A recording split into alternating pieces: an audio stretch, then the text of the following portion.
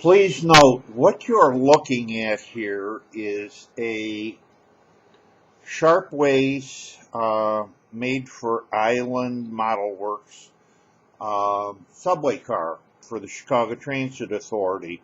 Behind it, I should say, is the recommended TM04 motor chassis to go underneath the car. This one was ordered directly from Japan and with all the information they gave me. While working on the car, I received the body chassis through the mail.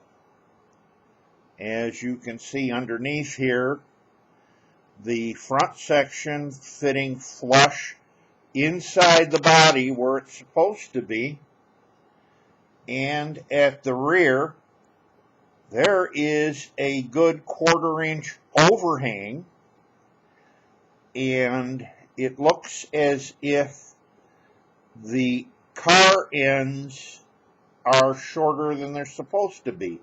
If I take it apart, very simply slips apart.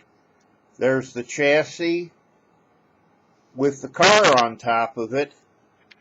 The car body is actually smaller than the chassis that sits underneath it. I think some adjustments need to be made in the rapid prototyping. Thank you.